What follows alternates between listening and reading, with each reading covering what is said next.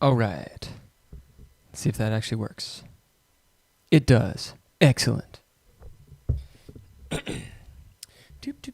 decided to do an impromptu live stream today because I was doing some Pomodoros.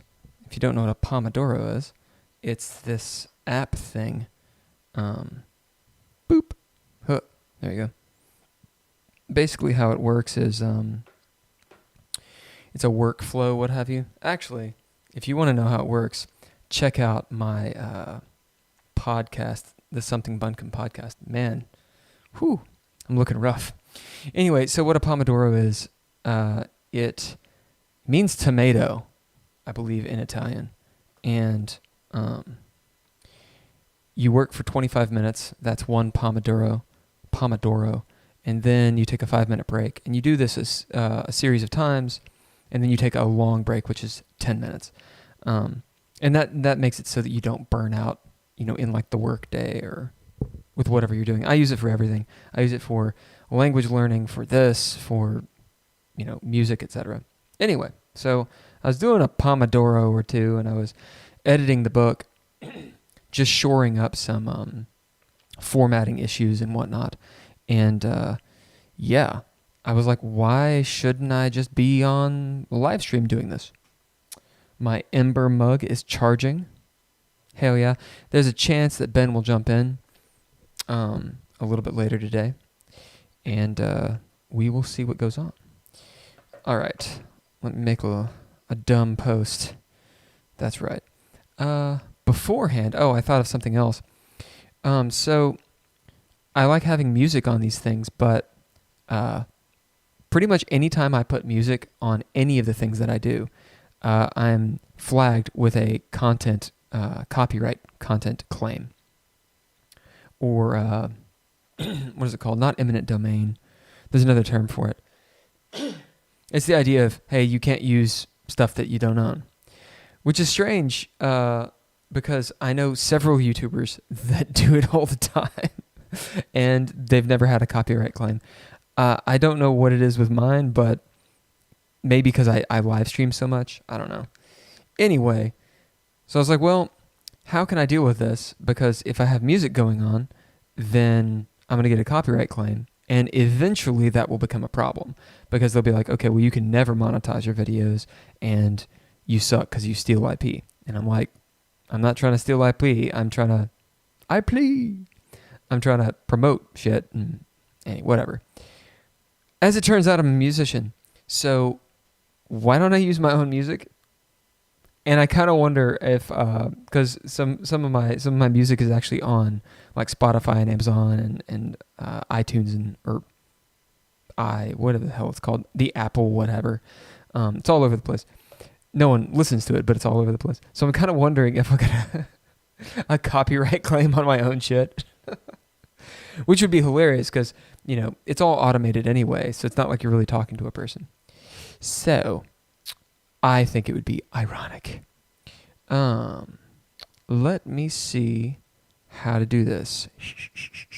I actually have this stuff popped up already, but I don't have it totally set up.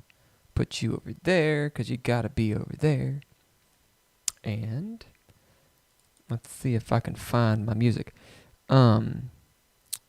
A bunch of my music is on like SoundCloud and things like that. Boop. I'll take the book off real quick. So this is actually a dude. So I'm on SoundCloud, and this is a dude who actually just messaged me, and I don't need that right now. He messaged me and said, he'd listened to some of my stuff and said some pretty encouraging words and wanted me to listen to his stuff, which I'm going to do right now so that if I do get a copyright claim, at least it's just his stuff and I can mute this portion of the video. I have no idea how good or bad this stuff is. So we're going to find out. I think I've got the audio kicking. Let's find that out real fast. Okay, that's not coming through. It's coming through to my headphones, just not you guys. Nope. There it is. So this is Conning is Strange, or Coning is Strange. I've been fighting off demons, trying to reach the ceiling. Can't help this feeling, and I can't stop crying. You don't even know what it's like to be so just off, I'm gonna mute just so that, or I'm gonna mute his stuff, just so that if I get a copyright claim, I can just mute that portion of the video, and then you can actually hear what I'm saying.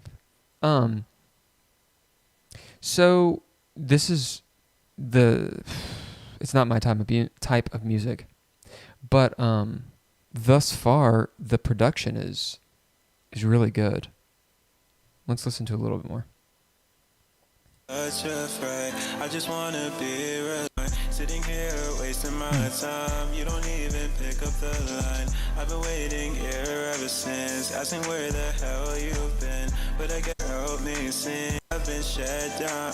I've been waiting here ever since, asking where.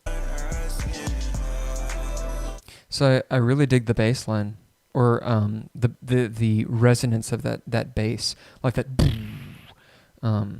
It's been mixed and mastered really well. I think this song is, how long is it? Looks like it's about 3 minutes. So a typical song, it feels like it's like 10, and I got about 30 seconds, 40 seconds into it. I think it's just very repetitive. But that has to do, that's not a claim against the music so much, or the quality of the music. That's just, I'm not into that genre of music. I think people who like that kind of thing probably would be really, really into it. And I'm very impressed with the mixing and the mastering. I would say he's probably doing it by himself. What does this mean? Tell your followers more with your reposts. Okay, got it. Thanks, pop-ups. Fucking hate pop-ups. This dude seems actually pretty legit. I mean, if he's like working, collaborating with people. Let's try this one.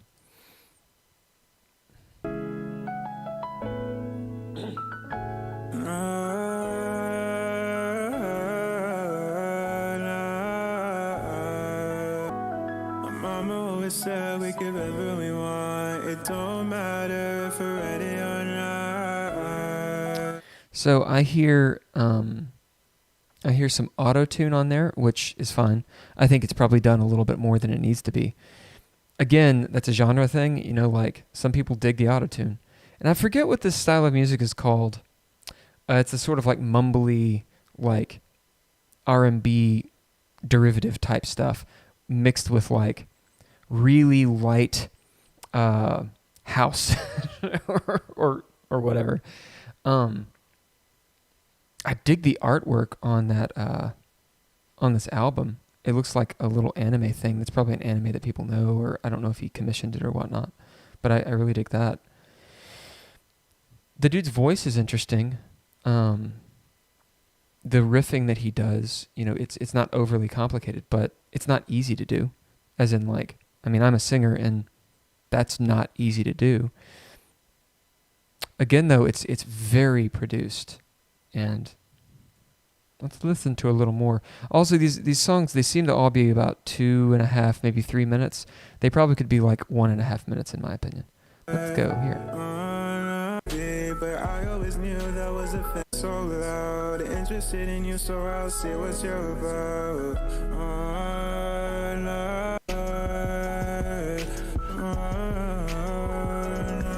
So, at least with this song, my determination is it feels like this music would be a lot better served if it had like a real instrument behind it, like an acoustic guitar.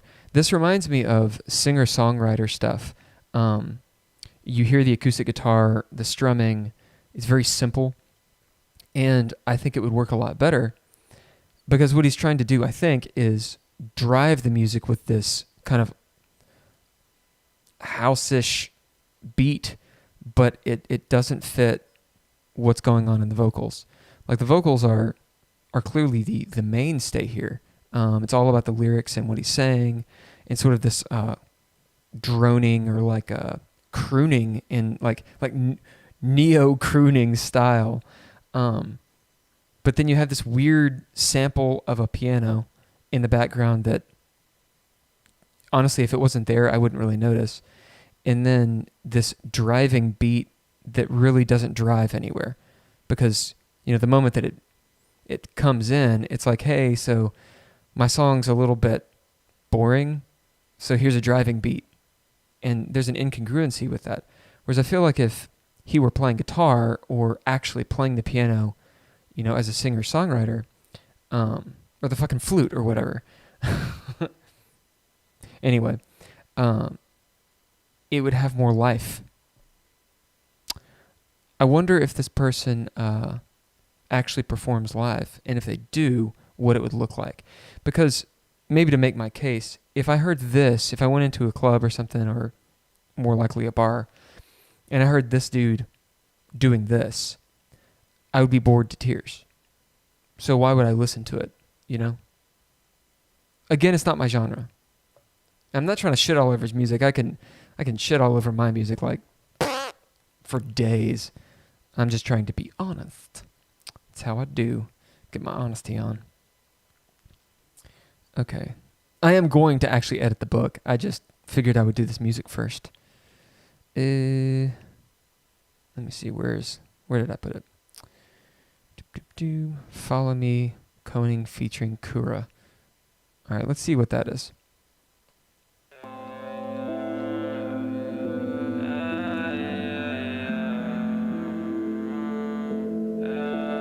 Okay, again, there's just so much auto-tuning and production on that.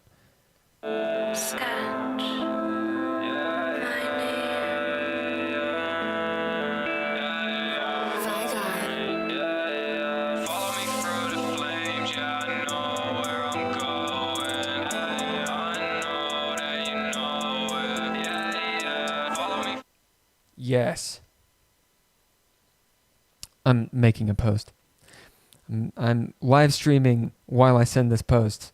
I'm reviewing some music on SoundCloud, and then I'm going to jump into the DreadLore book and do some really boring edits. So if you got some time and you just want to chill online, jump on the live stream. That's right, I just did the finger guns. God damn. God.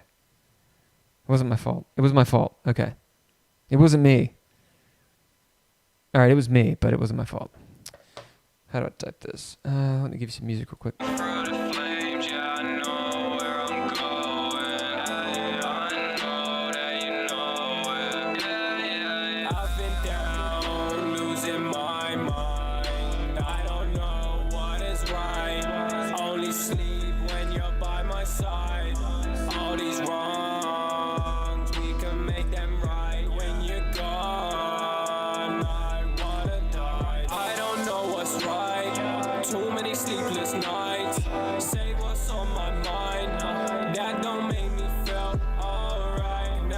All right, no. Now I'm just being mean, but okay. Well, I was hoping to hear more of this Kura, although maybe Kura is, I guess I don't know who Kura is. I was hoping Kura was, a person that's like singing, but it's more of this dude. Koning is strange. He's not bad, but he needs in my humble opinion, he needs an editor. He needs someone to say, hey, you need to edit them lyrics, because, yeah. I don't know, if you're into the edgelordy thing, I'm sure it's great. I think there's a lot of passion behind it, but needing some edits is good. That's not the right way to say that. I need to edit what I'm saying. Those lyrics need help. They're derivative as hell, in my opinion.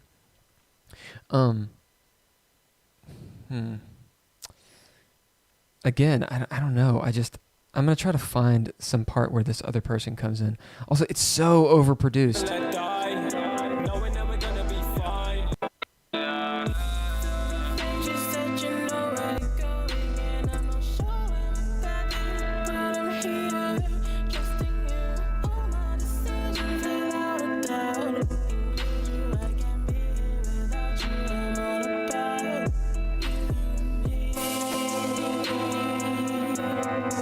So there's something weird with the mix here. Like, that's a solo, and yet whoever mixed it didn't push those vocals. So it still sounds like it's background music or background vocals, but it's the solo. So instead, it seemed like there was some weirdness with the volume. Like maybe they had an automation, where you go through your editing software and you're like, okay, I want the volume to be at this level, and then when it gets to here, you put a keyframe, and it automatically goes down. So it's a gradual down. It can be very sharp, but it's usually a gradual down and then a gradual up. Those are called automations. And it looks like maybe an automation got past them, and the background music, which is supposed to support the soloist, pushed and then kind of dropped and then pushed again, and the soloist is just in the background. If this Koning dude was the person editing, I do wonder if there was some favoritism going on, which I definitely understand the egotism of music, because I feel it. There's points where you're like, oh, this part that I'm singing or playing or whatever, I really want it to punch. I really want people to hear it. And it's a very common mistake that I've made, and I think a lot of other singer-songwriters make. The analog to maybe authors or writing is, that quote, like you gotta, slay your heroes or whatever it is. I paraphrase the hell out of that. Anyway, if you're featuring another vocalist, they should be prominent. Yeah. I don't know this person, Kura. I would be interested to hear more of their stuff, because I'm not 100% if that's a male or female voice, which is kind of cool. If it is a dude singing, then they've got a really nice mixed voice. Like really nice and light, and it doesn't seem stretched or strained. It's not really high in the register, but for like a baritone or tenor, like they still have to like try to be that high. That's not a high register, but it's not easy to do. And to get that quality is pretty cool. If it's a female voice, then it's equally as cool, because it's very melodic and whatnot.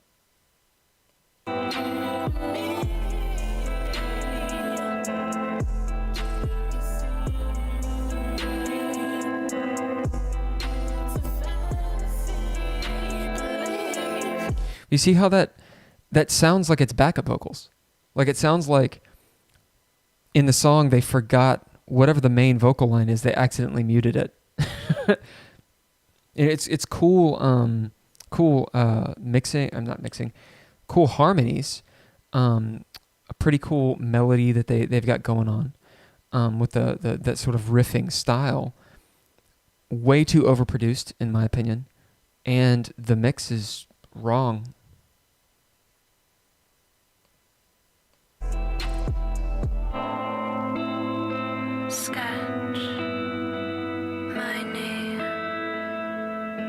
So I'm assuming Kura is a woman, just because that sounds like a female voice, but I wonder if it's just a sample. And I think that's my overview of this. Is the production quality is pretty good. It's just overproduced. There's some weirdness in the mixes, and the song craft. I think there's the problem there. Like the music itself, once you've listened to the first 10, 20 seconds, you've heard the rest of the song. And so really all you're doing is listening to the lyrics in this kind of like weird droning. So there's very few dynamics going on, and that's not very interesting. I think it would work better if this person had a guitar in front of them and then did this and, had the dynamics of strumming and finger picking or whatever, keeping it super simple, or just do rap. I mean, if you're going to be like sampling in the background, the music it's just some looped, interesting jingle or riff, and then you have like this somewhat driving fake drums. or digital drums. It's all about your lyrics. Just rap or experiment with that, in my opinion. Okay, so that's Will's impromptu throwdown. I am following Coning is Strange. They actually said a lot of really good words to me. Rizian Beats. I wonder if this is just someone who... Oh, this is their song. This is, hey, you're killing it, keep it up. And then, of course, they plug their own music. So they probably didn't even listen to my music. But, if they did, awesome. And if they didn't, it's still encouragement, which I appreciate. And they are invited to rip my music apart, if they would like. Speaking of, let's go to my shit. Okay. Let me pop this up. Right, so this is my stuff, and I'll talk a little bit about... I'm not going to review my own music, but I will play my music in the background. I'm going to play it kind of low, because especially the SoundCloud stuff, it's not overproduced. It's a lot of it's test songs, so just ideas that I'm throwing up on SoundCloud, and it's recorded on this puppy. So there's very, very little production value on the SoundCloud. Now on the Bandcamp, that's a different story, and this is the stuff that's actually everywhere. This is the band, or my band, Intrepid Adventurers. We call it IA. This is the B-sides, and then this is some solo stuff I did a while ago. So I'm going to play some of that in the background and turn it down. Let me see. I wonder if I can actually just make this play all of it. I'd like to be able to do that, and I don't really know. I'm going to hit go and see what happens. Sounds good.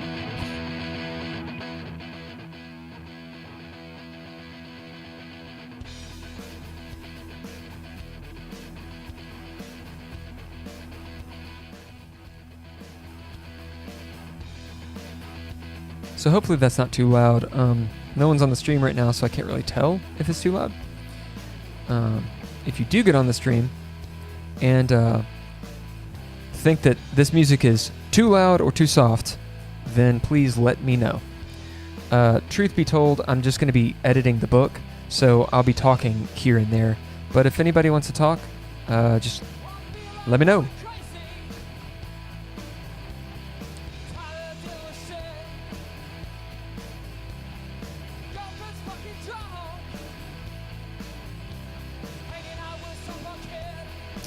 And here is a link to that if you'd like to actually listen or buy the album.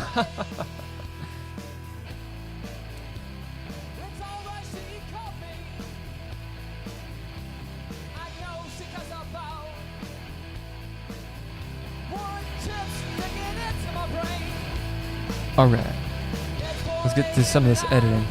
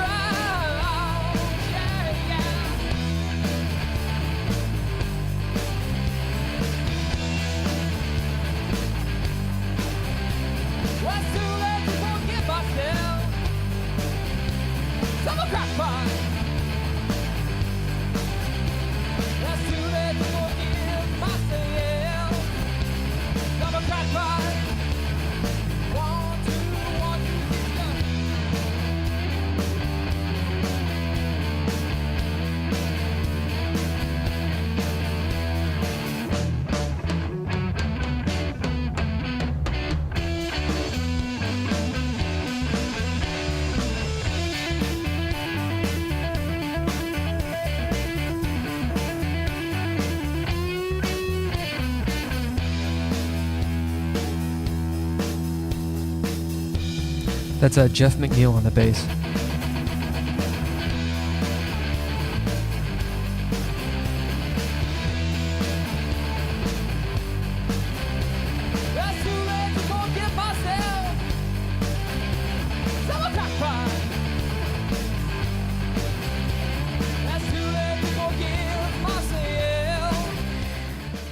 So here's a question. When it comes to editing the book and such, so we have brackets, as you can see, on aspect dice and whatnot, extra dice, successes. Those are game mechanics. And we did that for several purposes. The main one being that it's often kind of difficult when reading a book, a game book, to know what terms are actually the game terms and what terms aren't. So we're trying to distinguish those and make it very easy and apparent. So for example, with successes, you know, if it's in brackets, you know we're talking about you roll dice, you get successes, and that's towards a threshold. You know, do you succeed or not? Do you win or not? That would be not in brackets because we're not talking about rolling dice and getting successes. So that's why we do it. Now you could say, okay, well, we'll just capitalize the word. Well, when it comes down to it, what if the word's at the beginning of the sentence? And a lot of debate can occur between gamers when it comes to this. So the problem is, what happens when a word is obviously a mechanic and isn't really used any other time? So for instance, aspect dice or action dice, those are obvious mechanics. Do we really need to bracket them? Because while the brackets are good, it is formatting and it's more to look at. So I don't know. I think I'm going to bracket all mechanical terms and just be better safe than sorry.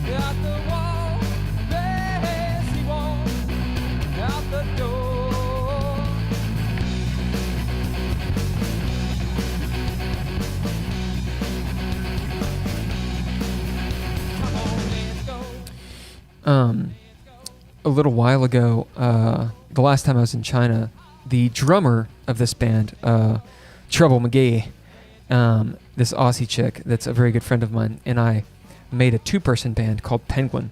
I might play some of that, but we revamped several of these songs from Intrepid Adventurers into Penguin, which is more of like a white stripesy, drums and guitar thing. And this song is, I think what we did with this song was really cool.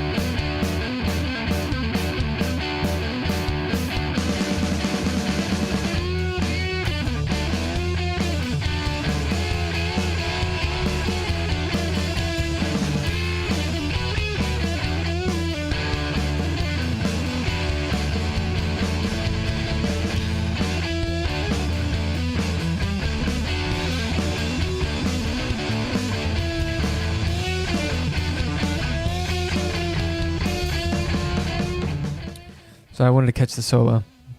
Also, Jeff does this really cool, like, do, do, do, do, do, do, do, do. Anyway, it's really cool. Oh, this song. We re-recorded this song with better ending lyrics.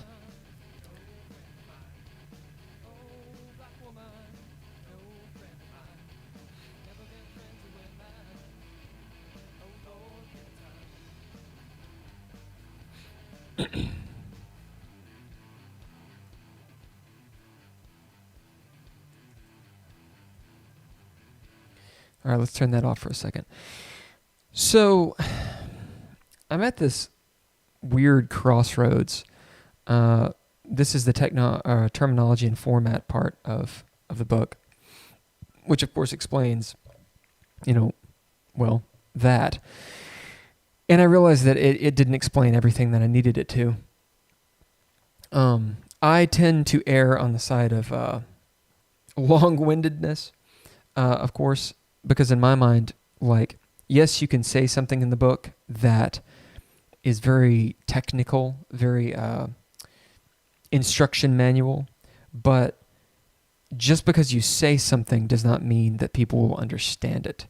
Hence giving examples, hence sort of drawing it out in a way that can actually be clearer, despite it not being as concise. And if you don't believe me, go read a technical manual or legalese, which is incredibly precise and confusing. That said, I can tend to ramble. So here, capital words are used as normal and sometimes reference game terms that are not mechanical in nature but have a game function. So what I'm attempting to say there is, as Ben would say, a truism. Capital words are used as normal, duh. But also they reference game terms. Obviously they do. And these are not necessarily mechanical, but they do have a game function. So I'm really not saying much. I would call that a placeholder because what I'm trying to describe in a short way is a little ambiguous. And that's why that sentence is a little ambiguous. So let me give you an example. Again, action dice and aspect dice. So if I'm on the street and I'm like, hey man, you got any action dice? I don't know what a person would think if I said that. Or you got any aspect dice? And they'd be like, what? It's clearly a game mechanic. At the same time, maybe it's because I'm a black and white type of dude, but if we say that we're going to use any word written in brackets represents a game mechanic, I think that all game mechanics should be written in brackets. That way, there's never a question. Now, you can make the argument, well, action and aspect dice are clearly game mechanics. So why need them bracketed? Well, because then it opens up the field or the floor for argument. And I'm not even sure what that argument would be, but it opens the door for it. The idea of, well, it's not bracketed. Is it a game mechanic? Well, technically, you lose your action die, but you always have, there's weird things that, not just players, I'm not talking about people who are necessarily trying to cheat. Yes, I just equated players with people that try to cheat because another truism. Arbiters too. People who care about the rules should be clear. Thus my problem. Because there are times that we don't need to bracket things. These are terms that I guess what my question is what's the difference between a game mechanic and a game function? Right? Are they not the same thing? And can I think of an example? I think an example would be this. One of the other conditions. So that is a game mechanic. If you see other condition and it's bracketed, that's a game mechanic. That would be similar to being stunned, your character being stunned or bewildered, right? Paralyzed, that kind of thing. That would be an other mechanic or other condition. That is a game mechanic. It's a term that has a numbered or it affects the numbers on your character sheet. It affects how you can play the game. That's what I mean by mechanic. So maybe I should write that. Whereas a game term would be something like, well, action and aspect dice. Because they're obviously mechanics of the system, but we're just referencing something that is a part of the game mechanics. It's not something that affects you.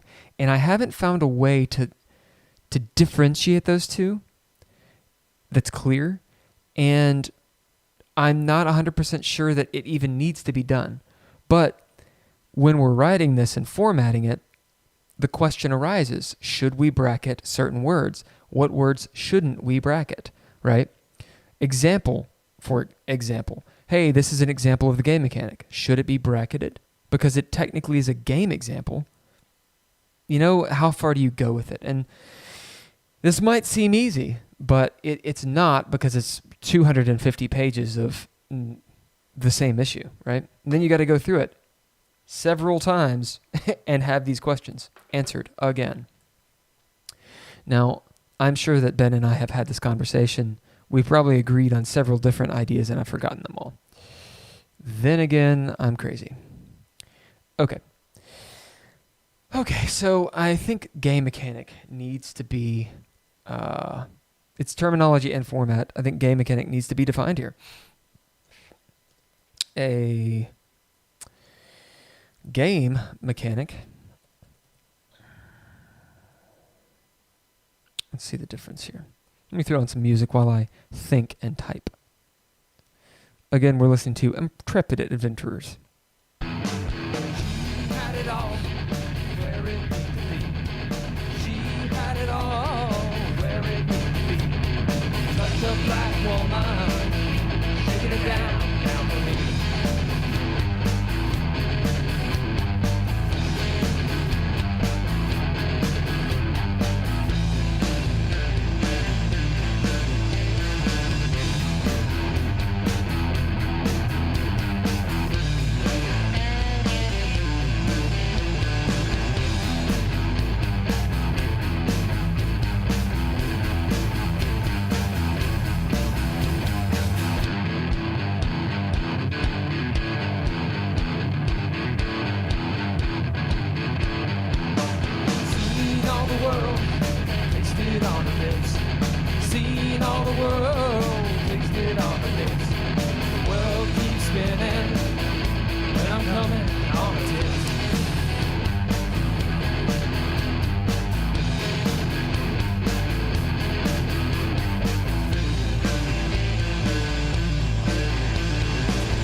Just as a clarification for the lyrics of that song,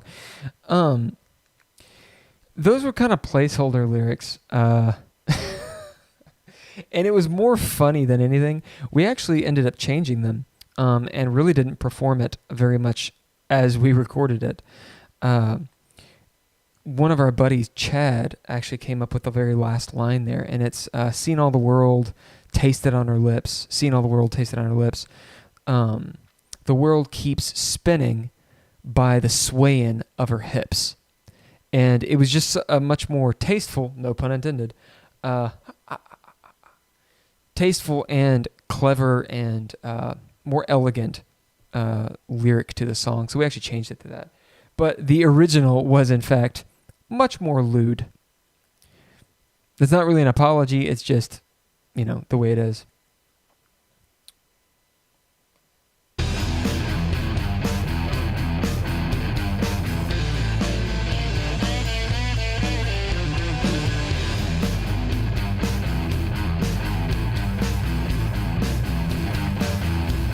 Those off.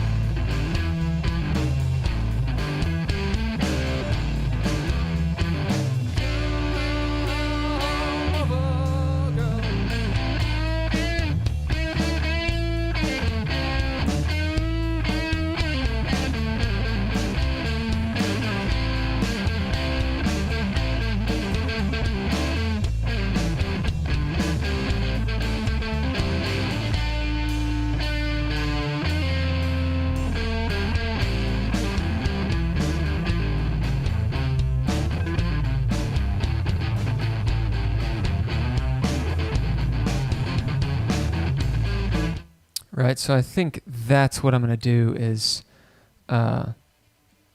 differentiate game terms from game mechanics.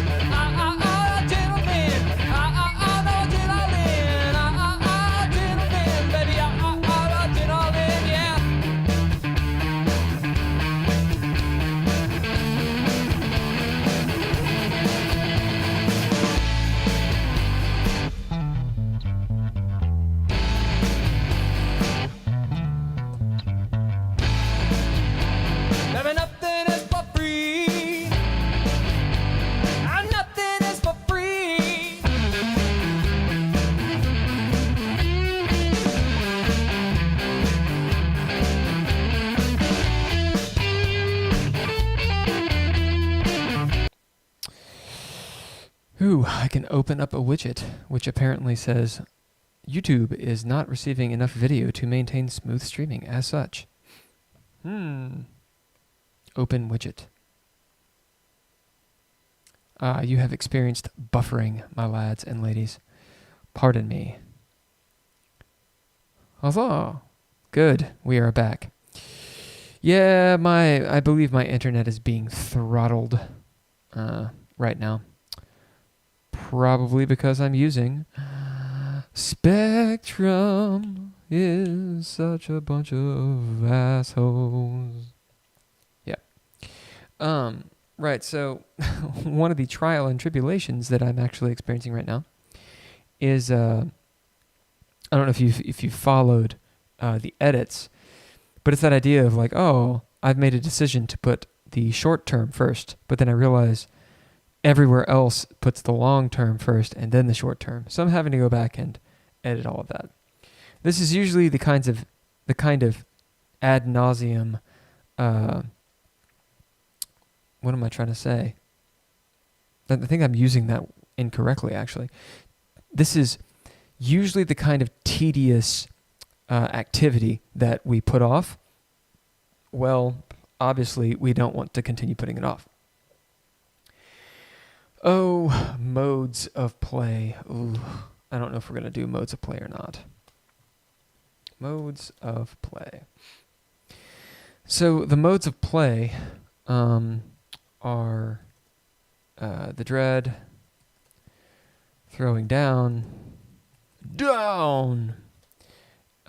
and the montage. And when I first came up with this idea, Ben's contention was that we not use the terminology modes of play because it's just another game mechanic. He would be able to describe, obviously, his point a lot better than I would. But the way I understood it was it's just another game mechanic, and it would be better just to call it, hey, you're in the dread all the time, unless you're throwing down, meaning you're rolling dice, or unless you have suspended gameplay, and which would be the dread and throwing down. You've suspended gameplay, and you're in the montage. And in fact, the more that I edit the book, the more that I run the game, the more I think that's probably the best way to go. Not saying he's right. But I think the way I just described it is a much better way of describing the game. When I describe the rules to players, to new players, I will say things like the modes of play are the dread, throwing down, and the montage. It's a way of encapsulating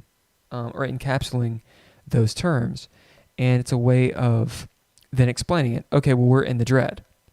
Oh, well, now we're in throwing down. Oh, now we're in the montage. But I'm not sure that it actually makes as much sense as I would like it to. It might just be better to say, look, when you're playing the game, you are in what's called the dread. The dread of DreadLore. Oh, you're rolling dice? That's called throwing down.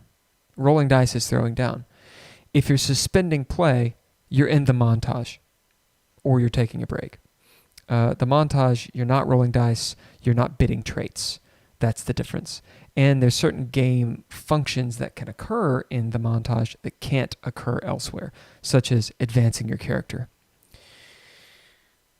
Just how and where to write all of that.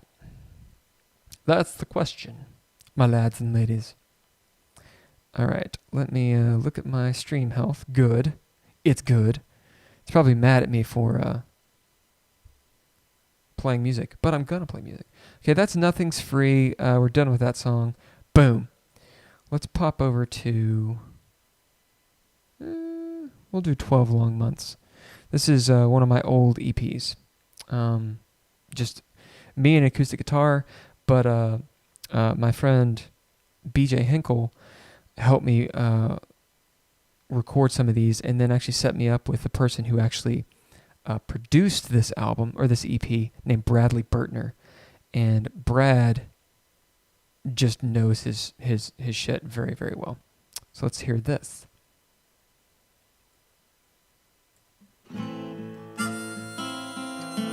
That is Brad on the harmonica.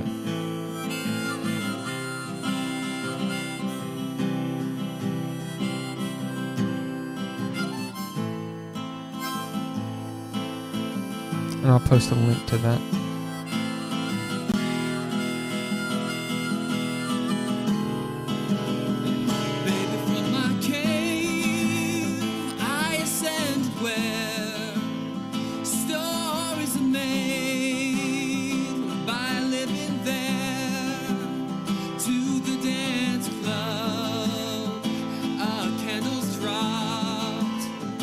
Time is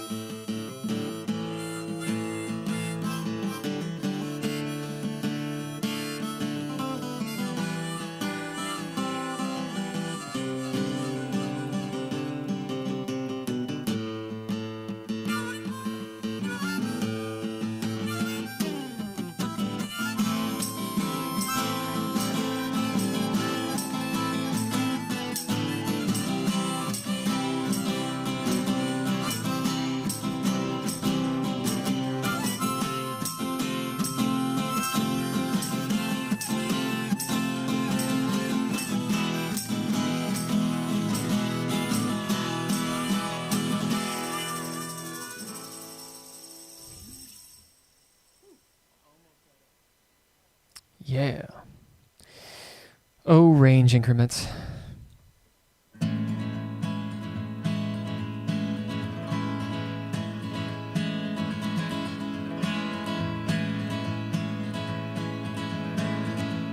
Shut.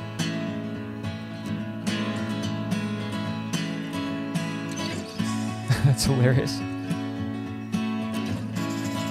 So, one of the things that Ben and I talked about last time that we were discussing the book on Monday, which is the official GameTalk, by the way, was range increments. Now, in the original version of a DreadLore, DreadLore 1.5 is what I think it was. We finalized it on. And then the last version of that was 1.7, which technically is a finished game. It's a lot more crunchier. It's much more crunchy than DreadLore Relapse. At any rate, we had range increments, and this is a carryover from them. The initial idea of it was, so let me take these out for this. So the initial idea of range increments was we felt the need to allow the arbiter and players a mechanical way to quantify distance. So if you want to know why, then if you've played a tabletop RPG, then you know that this is commonly what is done. It's on the same order, or it's in the same order as initiative. Let me make that aside really quick to explain that. Initiative is what turn do you take and who goes first. So everyone rolls a die or whatever the game mechanic calls for, slap the table, slap the person next to you, whatever the fuck it is. And whoever has the highest number usually goes first. Sometimes it's the lowest number. Most tabletop RPGs have some sort of initiative game mechanic. And when you go into rounds or into a combat situation, there's an initiative order. Obviously, who goes first matters a lot. Well, in DreadLore, there is no initiative. We'll move beyond that to range increments. Just like there's an initiative in most tabletop games, again, tabletop meaning tabletop RPGs, there's usually a range increment of some sort. So the way that Dungeons & Dragons usually has dealt with it is with feet. So, and because it's an American game, so they use feet, not meters. Haha. Anyway, so most often when you're playing D&D, the game is made to be played on a grid. You have like little minis and you put your people around. If you've seen Stranger Things, then you've seen old school D&D being played. And so all the mechanics reference that kind of thing. For example, if you're going to cast a spell or shoot an arrow or throw a knife or whatever it is, because Dungeons & Dragons is very combat-oriented, those are your powers and such, there's a range increment. It's, okay, well, when you're a lower level, you can do something up to 10 feet away, which is 2 squares. If you're high level, you can do it up to 6 squares away, right? Wherever it is. You can increase that and decrease that depending on what you're trying to do, and that can make you more powerful or weaker or whatever. It can come into really funny situations where, let's say you're in a hallway, your whole party's there, and a bunch of zombies come out, and it turns to be your turn, you're the wizard, and you're like, fuck it, I'm going to fireball these guys. Boom, fireball. Well, the problem with fireball is it takes up a certain amount of space because you're dropping a firebomb. You're throwing down a nuke. And you can't really control it, so you burn up the entire party and yourself. Which is hilarious because that situation arises when it comes down to it because of the game mechanics. Not because it's what the player tried to do or because of some sort of probability. It's just almost all the time that situation occurs, and it occurs a lot. That sort of PvP or accidental, what is it called? Friendly fire. It's when a player has forgotten how the mechanic works. And through the RP, you're like, okay, well, this happens and shit blows up and let's roll damage and who dies. You can often have a total party kill, a TPK, just because of that. And it turns out that the zombies are immune to fire. Ha ha ha ha ha, whatever. While that's fun, it is strictly a game mechanic thing.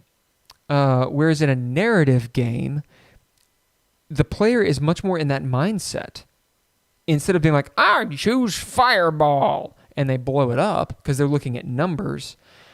Instead, they're thinking, okay, well, what am I trying to do? My character is, he or she ducks behind the door, pulls out the spell components, casts the words as fire erupts in their hands, runs out, yells at everyone because they're in this cinematic scene.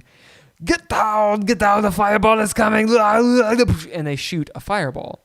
Well, in that narrative game, the dungeon master, the game master, or the arbiter might say, okay, well, what do you all do? And the game would have mechanics to get the F out of the way. Well, in DreadLore, the same thing would happen. It'd be, what do you bid, make your rolls, throw down, and then looking at the other players, okay, y'all are about to get firebombed, what do you do? Okay, well, the, strapping young fighter lass is like, I use strapping young fighter lass, I have that as a bid, and I climb the wall and jump into the roof and try to get out of there. Okay, well, maybe they have to roll and how much damage did they take or whatever. So the game system, you work within the bounds of the mechanics, right? That was a big old rant to describe this idea of range increments. Why have them? Because in Dungeons & Dragons, it matters because everything's based off this grid. You have to know where you are and where the bad guys are. And how far can you affect, right? You get into things like, okay, a 10-foot range, a 30-foot range, or 30-foot area of squares. Well, in DreadLore, we don't have a map, so we can't use range increments like that. And we don't really use feet or meters or anything. You can use any of that. It doesn't matter. That's all up to the arbiter to describe. But there is a mechanical way to allow players to grow in power. For example, in Magicka is close. It's all within you. It's artistic. And the hard part is taking, are you ready for this? Taking the creativity, the artistic essence you have, and putting it out into the world. So that's difficult, and it's more difficult the further you try to project. So let's say you have your wizard staff, and that helps you. That's called an instrument of Magicka. That could help you project your Magicka. Maybe you have the wizard's hat and the ring and the book and all the study and a potion you drink beforehand, whatever. That can all allow you to do a thing. It allows the player to use their character and their ninja gear, their items, and it's all kind of, it's building up this idea of what Magicka is. Rather than, well, I have fireball, I shoot it, right? That's not very narrative. So we came up with range increments, and they're narrative range increments. There's point blank, which is right here. There's close, something you can touch. There's short, which you can't touch it, but it's within spitting distance. There's medium, which is in throwing distance. There's medium plus, which is you can throw something there. Like I can throw a football, but I can do it up to a medium. Someone who can really throw a football does it medium plus. Then you have long range, and you go from there. And that's how 1.7 version 1.7 was actually built. Well, thus the question, do we actually need range increments? Because really the only time it comes into play, according to the book right now, is Magicka. Let's take a look real quick. Restrictions, and this is just talking about Magicka and how it works. The range increment for all Magicka is point blank. A mage must spend her successes to improve any aspect of her being, or any aspect or her being, cause any effect or any other manipulation. Okay, so this is language that's attempting to be clear and general at the same time. Because Magicka it's magic. You can do a lot of stuff with it. The range increment for all Magicka is point blank. Okay, so that would assume that there's other range increments, right? Like, well, what's the next step? So you go down this rabbit hole of defining these range increments, but then do you actually use them? Are they actually necessary? Maybe it doesn't need to be a game mechanic. Maybe it's not even a game term. Maybe this could be said something like, all Magicka is point blank. Mage must spend her successes to improve any aspect or her being, cause any effect or any other manipulation beyond herself. Let me find that. Beyond herself. Beyond herself. I don't like the way this is worded, actually. The range increment for all Magicka is point blank. This part is suspect. Do we need range increments? A mage must spend her successes to improve any aspect or her being. That's referring to life Magicka, is what that is. We'll say, must spend her successes. A mage must spend her successes. I said it just a minute ago. Not to express herself. Jesus. All right, I'm going to go get a drink. I'm going to play some music and think about this. I'll be right back. I'll be right back. This is a good song.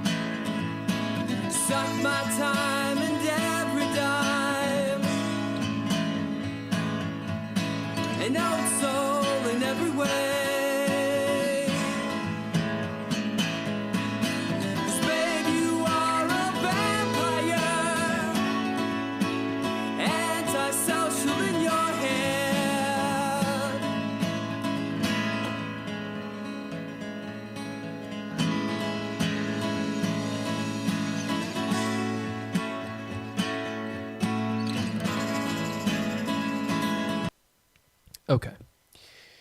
So, I didn't think about it at all. I am drinking the Stone Ripper IPA. You'll note that it's upside down. I don't know if it's always upside down or if just the 6-pack that I got is upside down. Kind of strange. It's weird because you're like, oh, I'll open it. What? Huh? Anyway, if you like IPAs, Imperial Pale Ales, that one is very good. My brother and I are into it. Okay, range increments. Ooh, the range increment for all Magicka is point blank. A mage must spend her successes to improve. Ben and I will have to talk about this. How much does it need to be edited and not? I think it technically says what it needs to say. But if we're going to get rid of range increments, then, or completely get rid of them, I should say, then this needs to be reworded. A mage must spend her successes to improve any aspect of her or her being. I just don't like how it's worded. And to prove any aspect, improve her being. I don't think that makes any sense. We just get rid of that. How about this? To cause any effect. How about to affect her surroundings. Improve any aspect. Cause any effect. Or any other manipulation behind yourself. A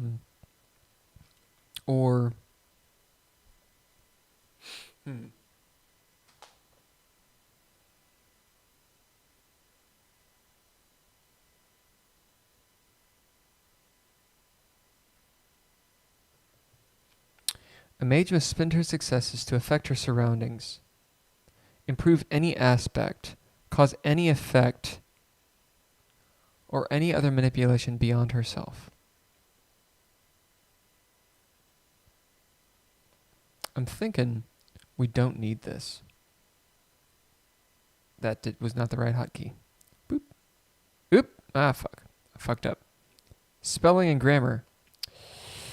Son of a bitch. Boo, boo, boo, boo, boo, boo. Well, shit. Let's do range increments again. There we go. I was trying to do the hotkey combination for strike through. Command Shift X. Well, son bitch. There we go. Oh, and I went to commenting mode. I don't want to do that. Suggestion mode. Here's the thing about Google Docs. Suggestion mode, editing mode, and viewing mode. Viewing mode is great because, you just view things. You can't mess with anything. Editing is awesome because you can edit, but the danger is, of course, oops, it's gone. And if you close the website, it's gone.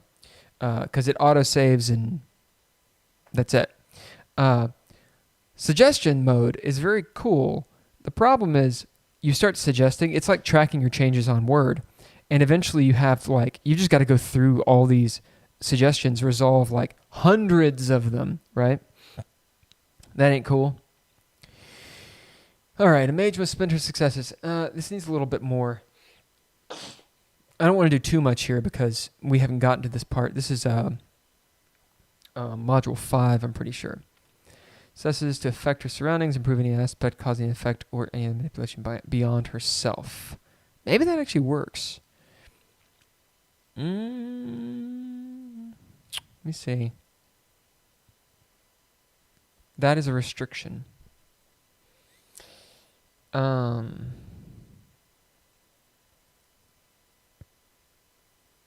There is this idea. If you say beyond herself, that means so long as she's affecting just herself, everything's fine. Which means, let's say you're a life mage and you're attempting to transfer your energy. That is beyond yourself. You have to spend your successes to do it. Now we need more of an example of what that actually means, I would say, because I don't know if anyone would actually know what that means. So, do we need further explanation as to what spend her successes means? At DreadLore. Boom. Assign to me. Of course it's me. Well, us. Us. Okay. Man, everybody's digging this stream. I think I am the concurrent viewer. All right, I'm going to play some music. Been 2 weeks now since we met. Really sure it's time you said what it is to solve this. Haha, I found it. So, check this out. I couldn't find range increments because at some point, and I dare say this is Ben's fault because he edited the houses. He's using range. And we have medium plus range and these sorts of things. So the ranges are in this. Now, do they affect anything other than magicka? That's the question. So if you look here, casting at short distances, medium plus, medium distance, all of that, that's all referring to range increments. We just haven't, finalized how, or the lexicon, how we're actually talking about it. So let's see if I can find something else.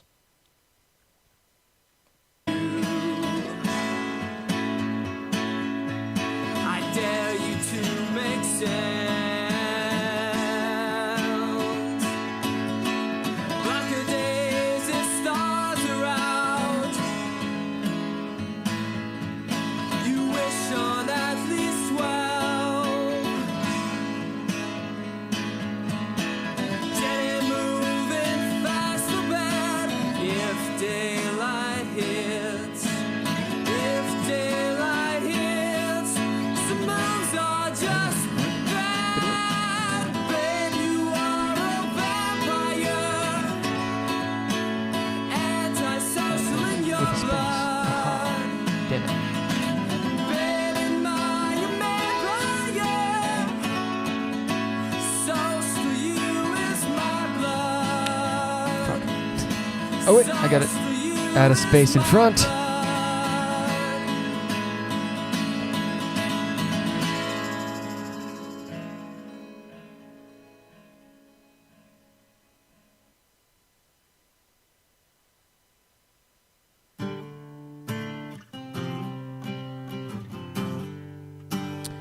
Okay, it's not very often.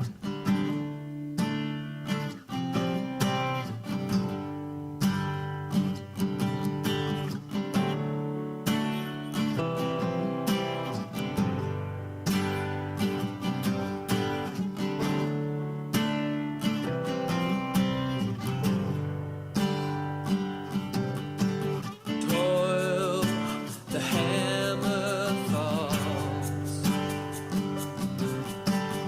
Hear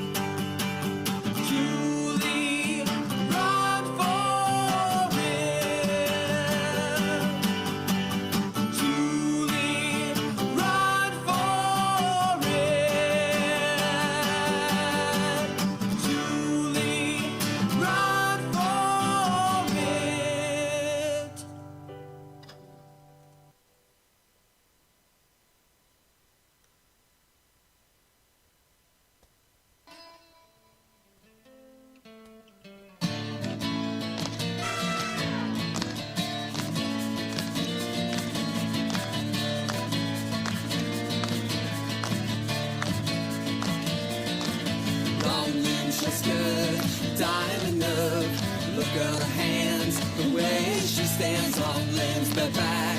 Shimmy when she lights hair black and ropes, ropes round her throat. 1, 2 and dance, look for the glance, round my neck, stutter and stare. 1, 2 love, don't give me a shake. 1, 2 love, too much to take. Slow eyes, remind me of night, hypnotized by army of eyes.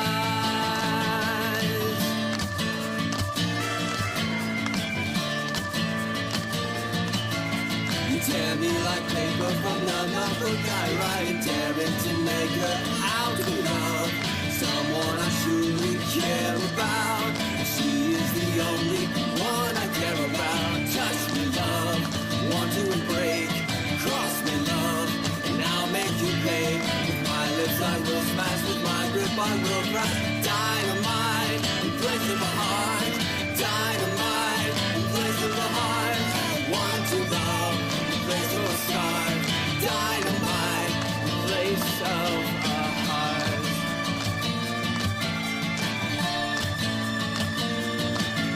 You tear me like paper from the notebook I write, and tear it to make her out of love.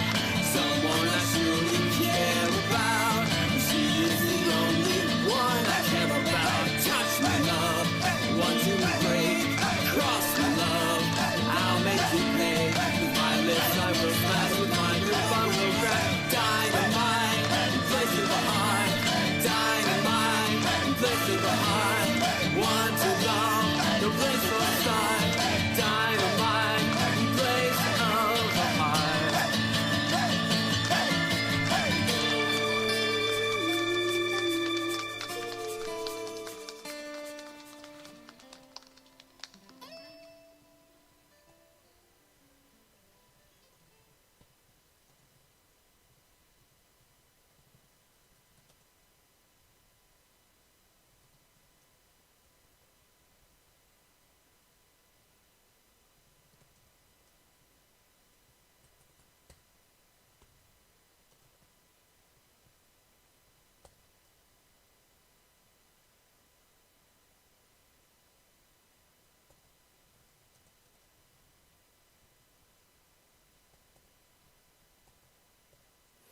All right.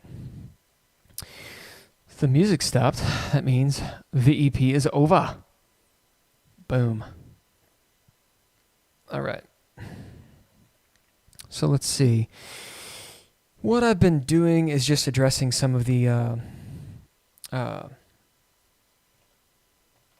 suggestions or comments that Ben and I have done over the past few weeks.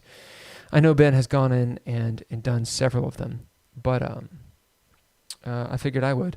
Some of them are just, simple formatting, simple changes to, the wording, all that good stuff. Let me mark this as I did it. Changed. Let's see, already changed. Wording, check.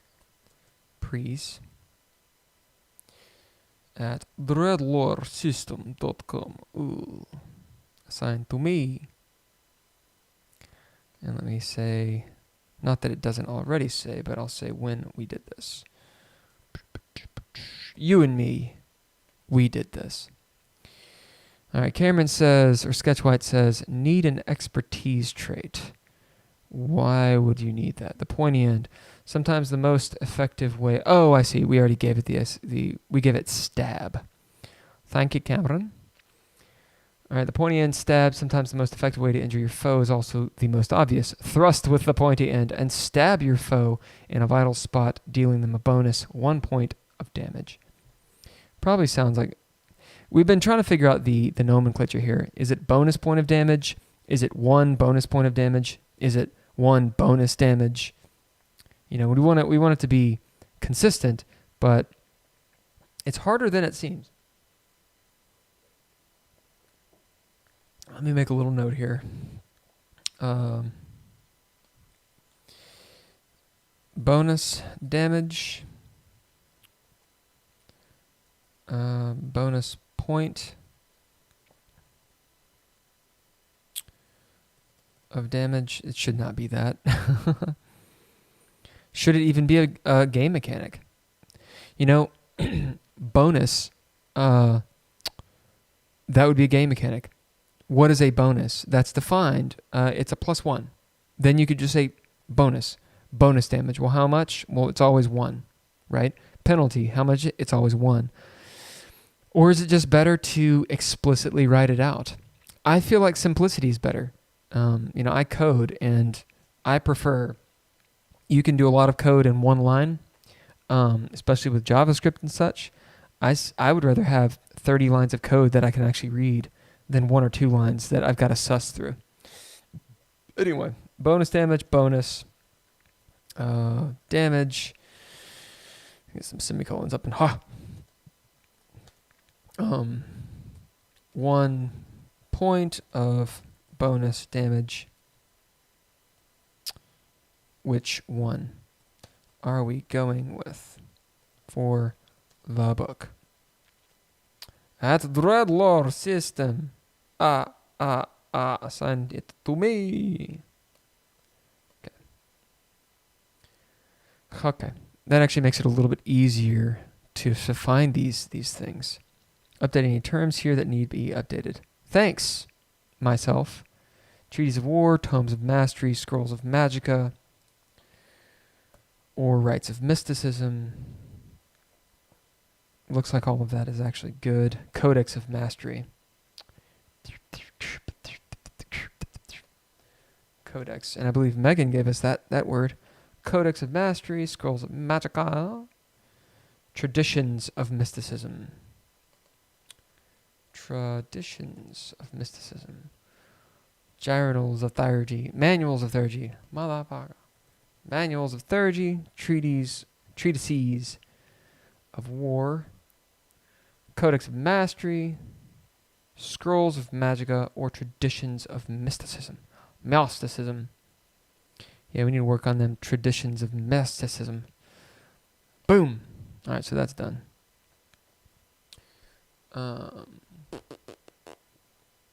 In one montage, this should be non-bracketed in a montage.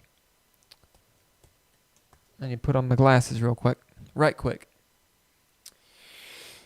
Expertise traits gained from expertise may be bid when throwing down. I don't want to edit this too much because we're kind of beyond where we need to be. Oh, wait, no, we aren't. Are we? I don't know. To gain an extra die, beginning at a die 4. This die can be permanently boosted to higher die types by advancing in training.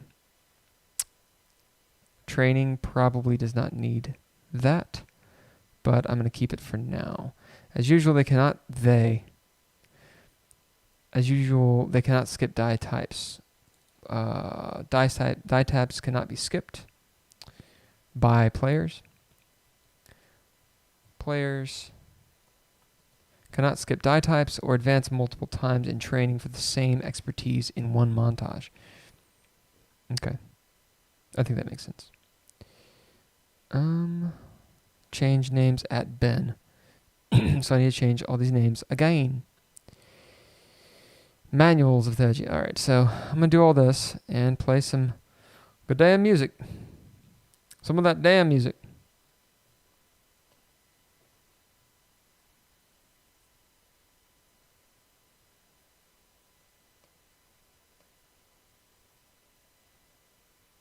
If it plays. There we go.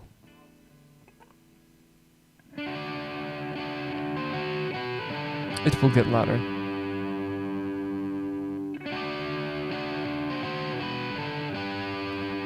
I always liked this song. I never felt like it was done, but I always liked it. I've had like 3 bands, and we've all done this song a different way.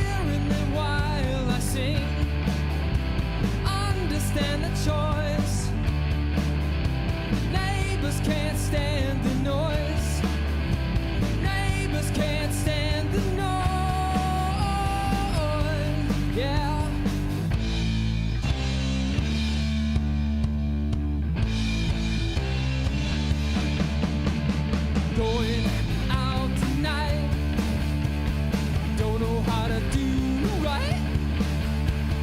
Thinking of strange thing. Well, maybe I've been made clean.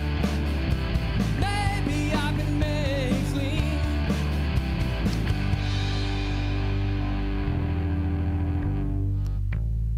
I don't know if it's Theurgy or Magica. Which one comes first? Which one comes first? I'm not sure. Subtitle.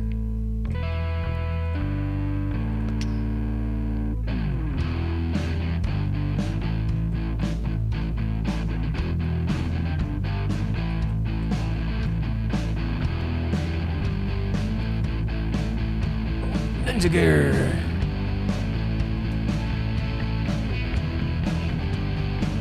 Magical expertise.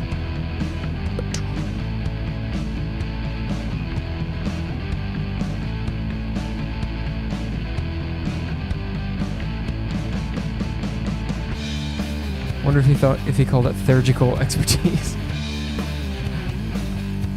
Ow, sound bitch. Like that. Theurgic expertise, of course. Maybe I've been made clean. Maybe I've been made clean.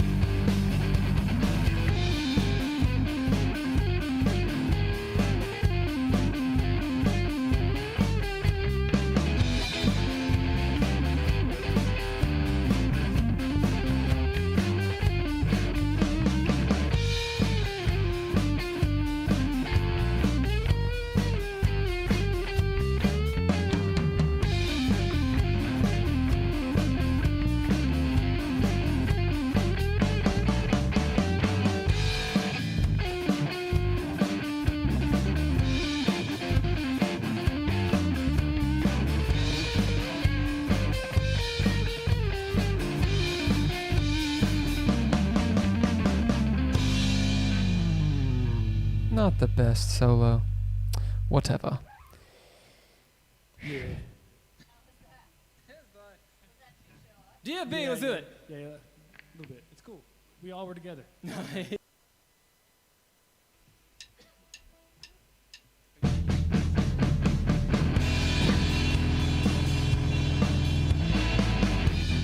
So something about the song. The song's called Dead Flower Blues, and it was written by our buddy Brett.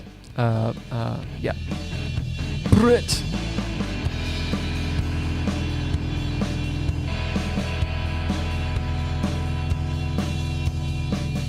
Thank you all for coming out tonight. We are the Intrepid Adventurers. And this, my friends, is surely rock and roll.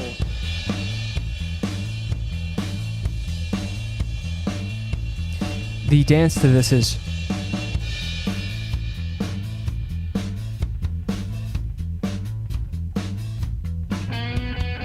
That's the actual dance you're supposed to do. You have to have a face and everything.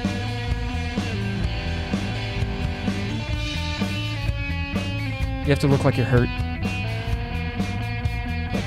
And like suffering from a stroke.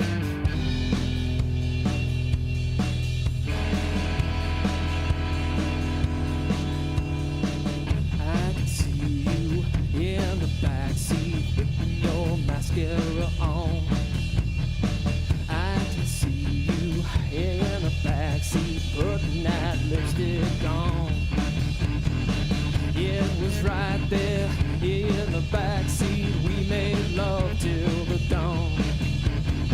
But now our love is dried and withered up. So now all is gone.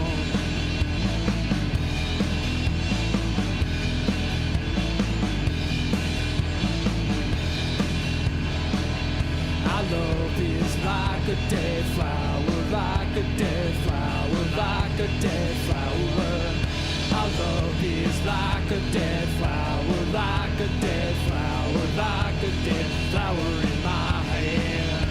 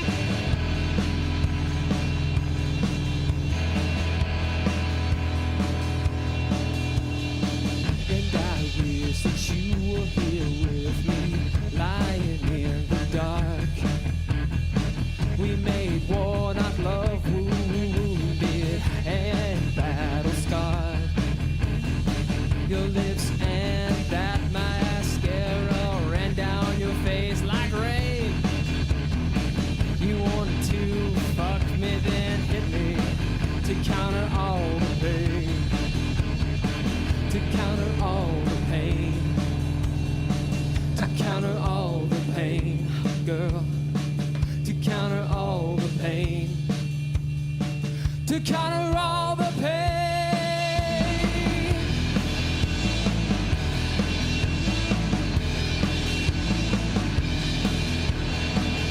Our love is like a dead flower, like a dead flower, like a dead flower. Our love is like a dead flower, like a dead flower, like a dead flower in my hand.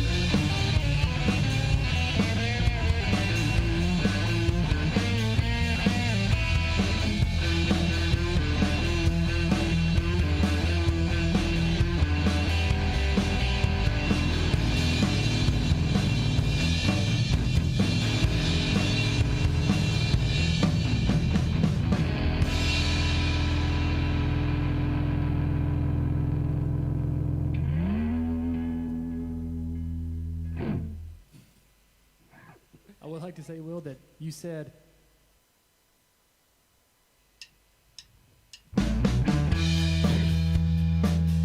So, what the end of that line was, Jeff said, mind you, we were recording at the time. He said, Will, I would like you to know that you said, your lips and your mascara ran down your face like rain.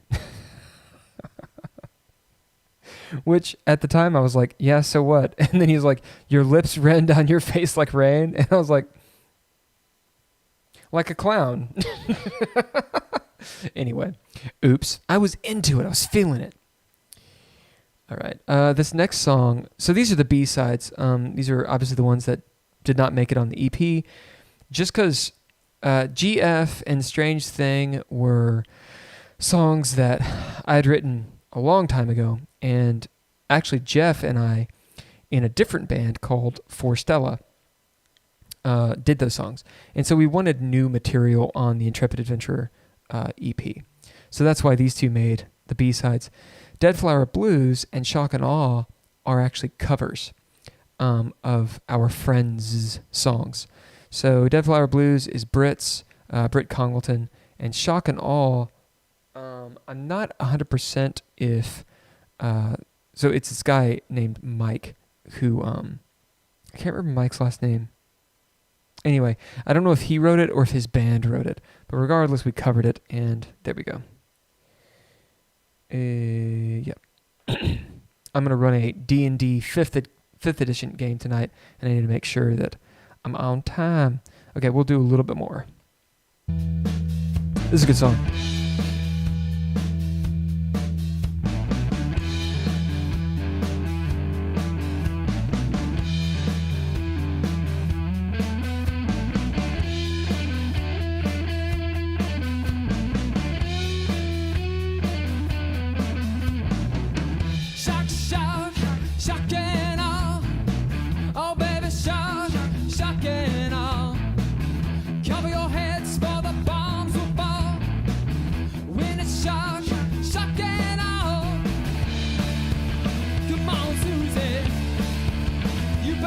Gun, you better get it.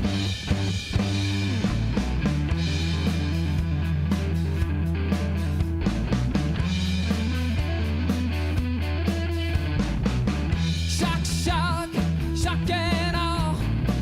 Oh baby, shock, shock and all.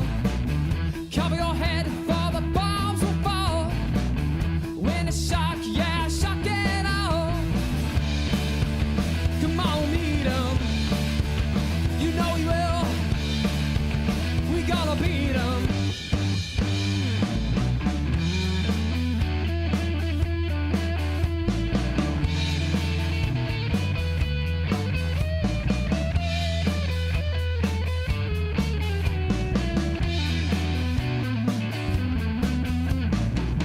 Shock, shock, shock and all. Oh, shock, shock and all. Cover your head for the bombs will fall. When it's shock, shock and all. They sure got me. You know they will. You better beat 'em.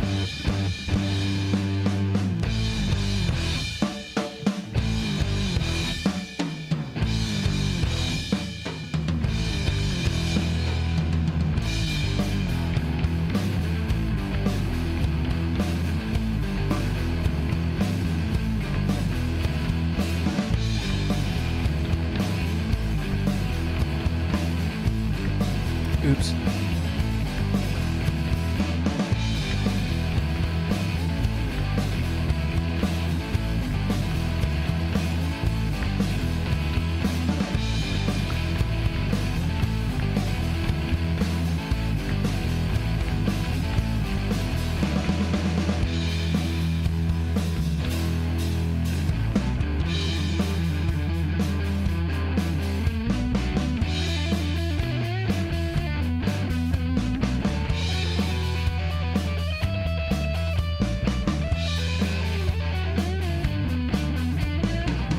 Shock, shock, shock and all. Oh, baby, shock, shock and all. Cover your heads for the bombs will fall. When it's shock, shock and all.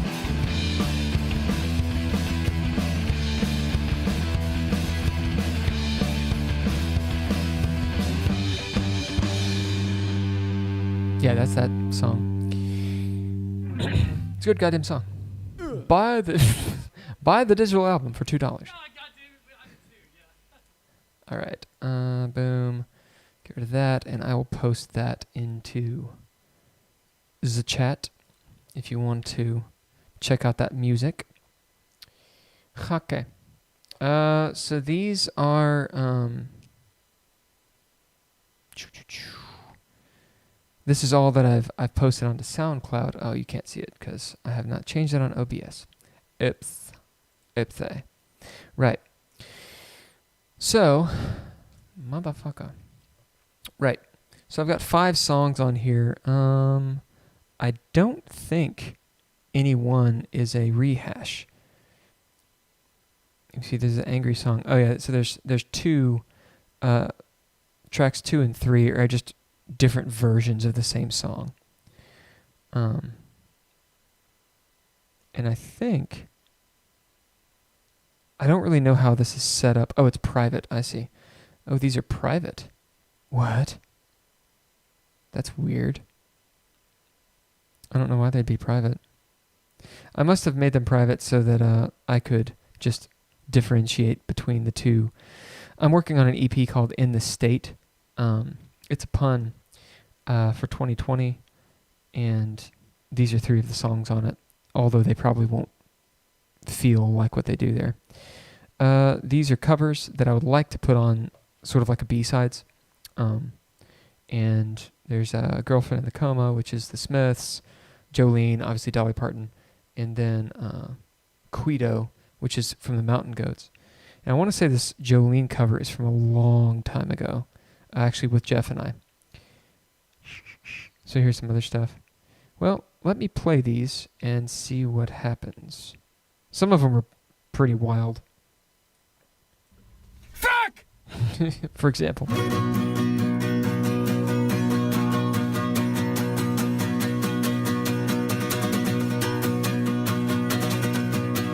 Yeah! Fuck! I was mad. Wouldn't that be a thing to see? All the people who couldn't be. Reality, they all went down to the seas. There by the wind and rain, sold their soul to the breeze. I wouldn't be one of them since I don't have the nerve. Don't have the brain or the power, and I don't like reserve. Instead, I would follow to see them do it and swerve. There by the wind and rain, see devil. Here said he to every man on the beat, range of his voice and how it was overpowering. Feet got stuck in the mud, up and down to my knees. Couldn't fulfill the bargain, he voiced too weak. Everyone else there, he gobbled up that best feet. Now he's on my haunches since I couldn't be taken away. Saw children and paupers and saw wishful swim away. Blood knew high in the sky, quiet fishes softly. Guess that all depends on your perspective, respectfully. At least I thought so. Here, oh here, he then called out to the waves and parted for him, so I was so amazed. Devil after he drowned them came back to the beach. Surely he's looking for someone else who spoiled them all agree. Then he saw that muddy hill, he destined after me. Just like a cattle gracefully, navigating dangerously.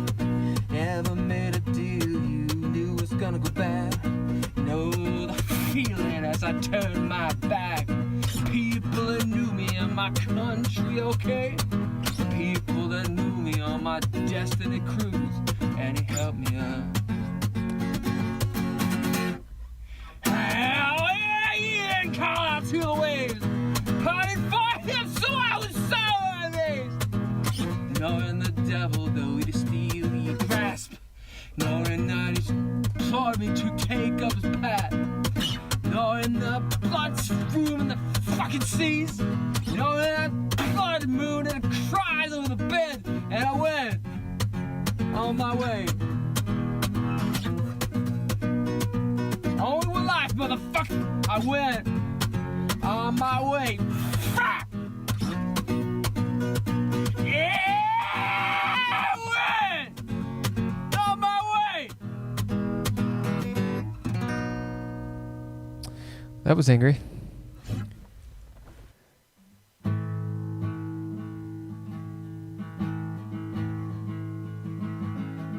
I fell forward in love, knew what it was because saw a movie about it, heard a song describe what it's like to lose, swore oaths to a girl, used my hands and feet, my lips and mine, and knew it was of them from the start, but it took me a while to find out, a few days of lying about to lose. Oh, nothing is more important to me than the connection I feel, the feeling of release from the bonds that have a hold on me, the bonds that have a hold on me.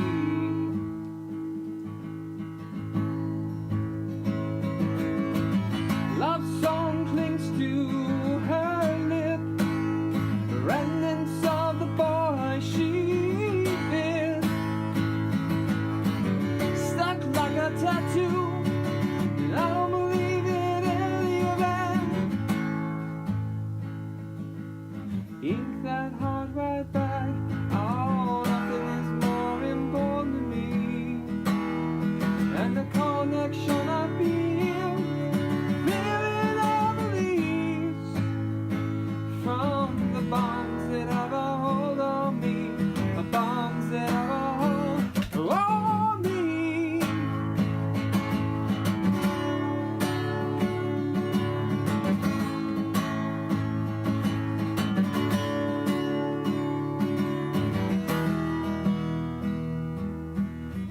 Mountains here are tall, dreamt I had the gear to crawl,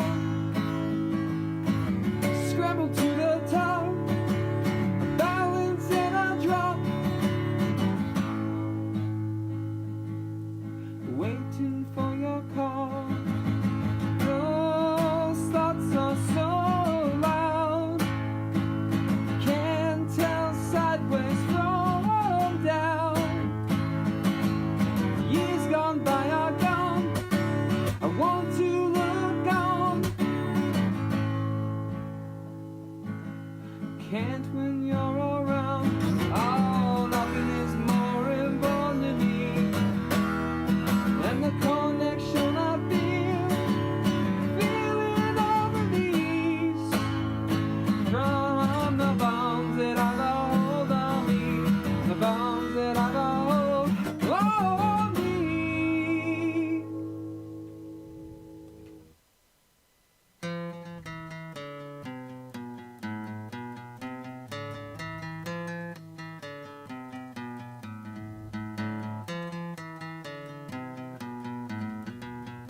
I'm still working on this intro.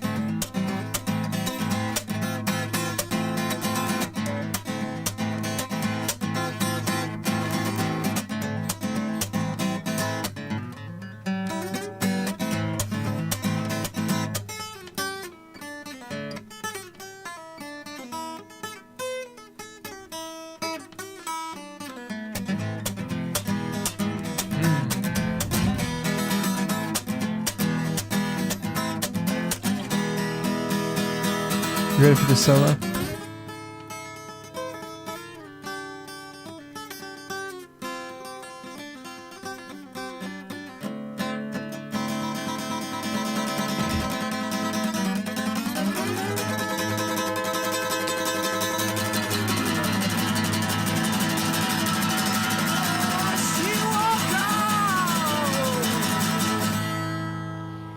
All right, so yeah, this is a the Smiths cover.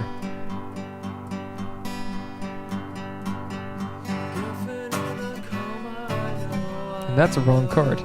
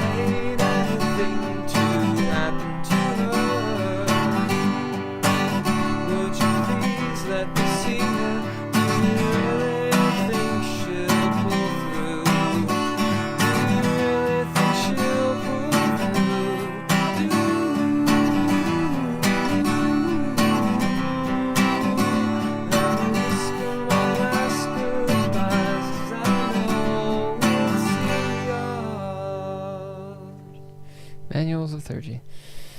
Oh, the naming conventions.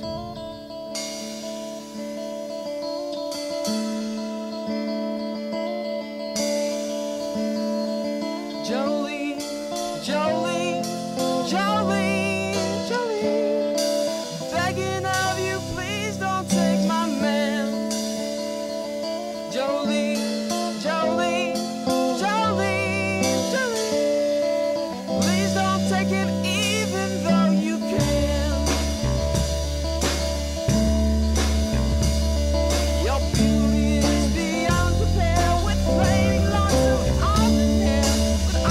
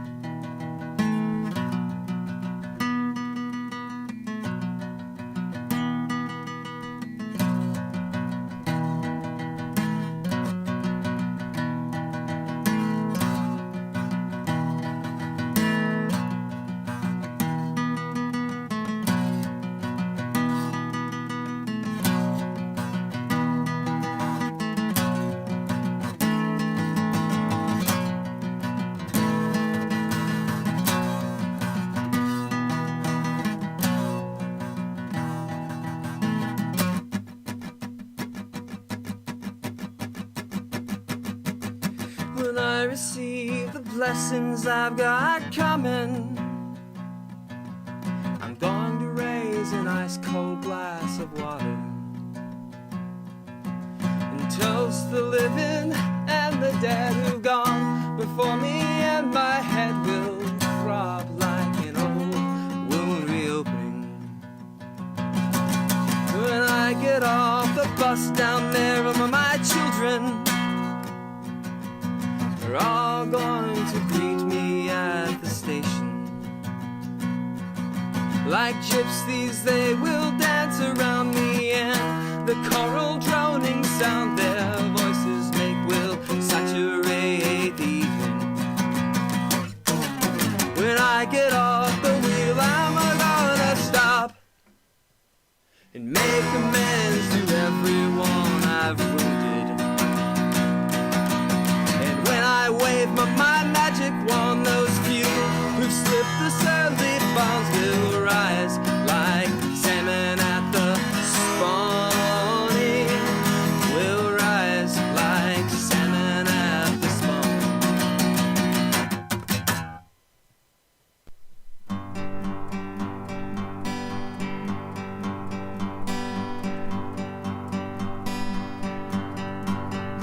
Girlfriend in a coma, I know it's serious. Girlfriend in a coma, I know it's serious. There were times when I could have murdered her, but you know I would hate anything to happen to her. No, I don't want to see her. Do you really think she'll pull through? Do you really think she'll... Okay, we've listened to that.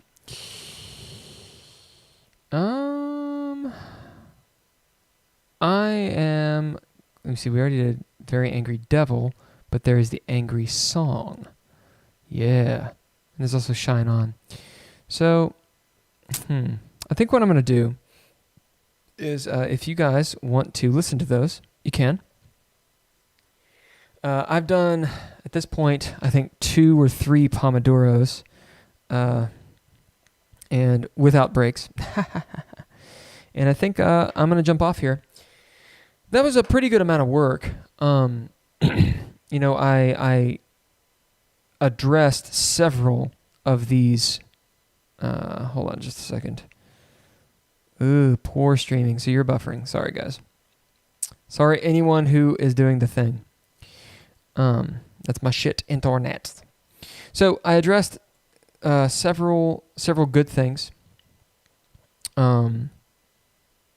Much of the sort of latent comments and things that Ben and I needed to go back and edit and just shore up, I've started to go through. This is the last place I shored up, and what I've been doing is assigning these to DreadLore system, which I need to do right now. Boom. And that way, hopefully it gives us an email and like a little notification. I've noticed it's kind of difficult to go through the Google Doc and find, like on a large document, you know, which with 200, 300 pages, it's difficult to find the suggestions like easily. And you can come up here and look for comments, open comment history. However, it finds every single comment. It has this little box up here. Inactive comments may be removed if edited outside of Google Docs. And I don't entirely understand that because all of these are resolved. So I guess this is just because it's the history. And that's what it's there for. But what I want to do is find the current comments and move through them. So there's probably a way to do that.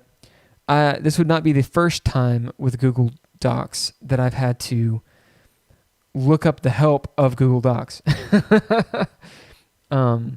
Just because I don't know where the things are. Anyway, so I'm adding DreadLore systems so that maybe it's a little bit easier to find. And also because this is the first time I'm really doing it, I'll know what I've done because it's, the first time I've done it. It doesn't look like there's too many other comments. Let's see, gain soul. I'm thinking that's a big no. Your words are known by many few. You're taught of monsters, and some deities will even hear a word or two stymie you as a mere mortal. Should you gain soul? I think enlightened is in and of itself a bit of that. Soul is not really a mechanic in the book right now, I don't think. Let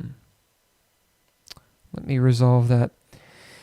Your words are known by many or few, are taught in monasteries, and some deities will even hear a word or two before stymieing you as a mere mortal. I think that's all it needs. Gaining soul is something that I would really enjoy putting there, like spirit levels, but I think it's adding a level of complexity that we don't need right now. Also, Jim Knights whatever is at 18 font. Oops. All right. So we have some grammar. We have some help. I wonder why we didn't address this before. Because we should have. See, add DreadLore system. I just want to make sure that when we say we are here, we're actually there and we're not just having to go back and essentially re-edit the book. Needs to streamline. Perhaps this is one way and only applies for PCs. Optional rules. Blah, blah, blah. Add DreadLore again. There's several of these that we need to do. Reword. Ah, shit. I just fucked it up, didn't I? Okay, I need to reopen that because I'm stupid. I wonder if it'll just... See, so this is a bitch. So I don't actually know where that was. And now I've got to go through all of this to find it. Yeah, here it is. Reopen. Okay, cool. So that's good that I can do that. Let me find placeholder for book formatting. That's fine. Players can be different tiers, but if so, they must be balanced in some way. Should they? Let me edit this really quick. Edit. Placeholder for formatting. We'll say placeholder. And that way we just know. I don't want to... Yeah, see, that's what I did last time I hit the resolve button. Oops. That's way too easy to do. Observe. Look at me. Look at me. All right. Anything else? Captions aren't add. What? Most any word on your character sheet can be considered a trait while you are in the dread. See, most any word on your character sheet. Okay. Captions. Gerg. Captions. Ammo.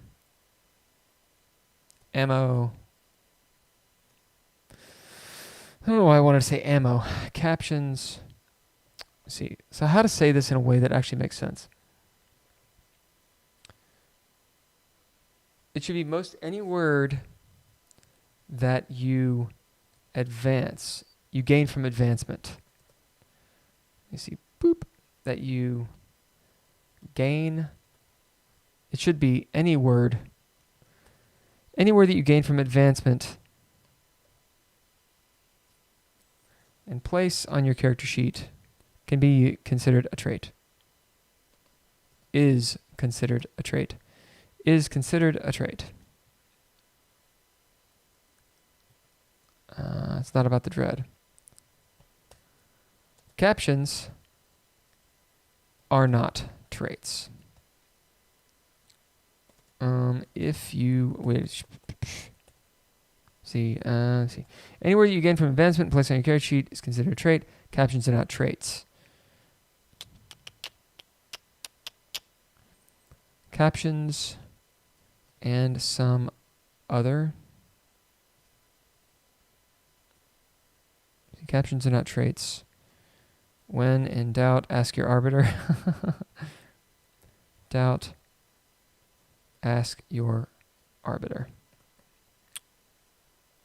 If a word can be considered a trait. On your sheet can be considered a trait. All right. I think that'll be fun. Describe young but old, vice versa. So we need to do all of this. Move to lore, breath, discussions. So we've got some movement. So we haven't done any of this. Ooh. Clarify Hadrian. Hadrian did not do that. Probably because it's at Hadrian and not Sketch White, which is what it should be. Let's see. Please clarify at Sketch White. Boom. Glossary up until here. Do we need explicit examples? No. Lordy. So this is what I was talking about, the suggestions. What about listing traits as expertise traits, proficiency traits specifically? We already addressed that already.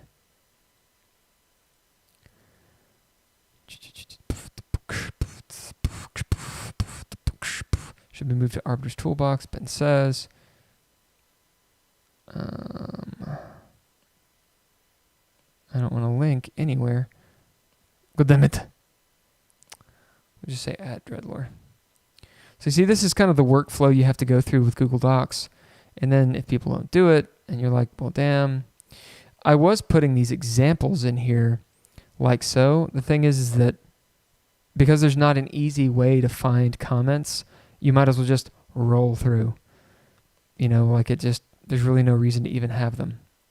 This is worthy of example. All right, we've got an ad thing there. Thank you, this is fantastic. Thanks, man. Reference, cool. Oh my god, I would like to finish this. I want to get to the point where these are resolved.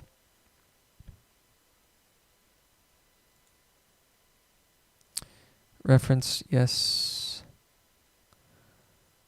I like it. It's done. Okay. And yeah. In favor, sometimes thank you. Okay. Bam. Oh, Cameron did this. Sketch White did this logo, by the way. All right. So, barring just a few, hold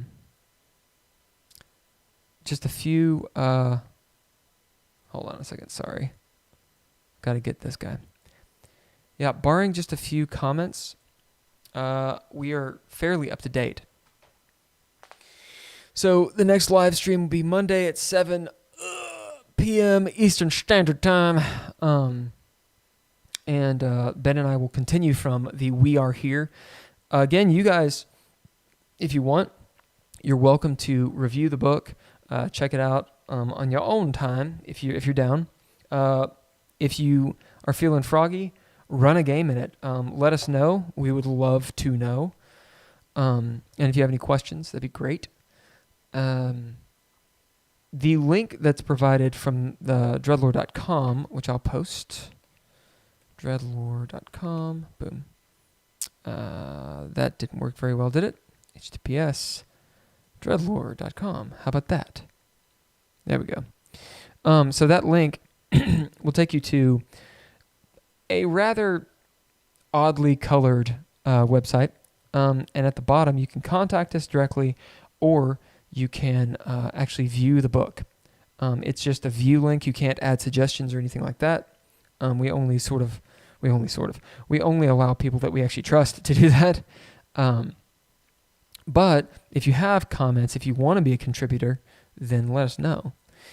And again, if you want to play or run it, that'd be fabulous. There is technically a DreadLore server on Discord. And if you would like to be a part of that, let me know. Through the email, of course. Just put it in the subject. And you can jump on. We're going to be running probably one game a month remotely on there, on Discord, and 4 or 5 people, something like that. Different arbiters, so not me is the idea. And the goal is to create a community that is actually playing DreadLore and talking about it. On the DreadLore server, it's called Dreadies. There's actually other games as well. We're doing some 5th Ed, D&D. We've got a, let me see, I think a Call of Cthulhu is going to come up, maybe a couple other things, but it's mainly for DreadLore. Anyway, so Ben and I will continue on Monday. At this point, we're pretty caught up. There's a few suggestions, a few things that we need to go back and actually look at, which we will go back and look at.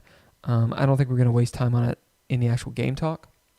But we'll move on through expertise, finish expertise, which is module 4, jump into module 5, which is theurgic expertise. That's a really fun module. That gets into weird astronomy, basically imbibing elixirs so that you see shit, right? Like astrology, making marvels, and that would be the item creation mechanics of the game.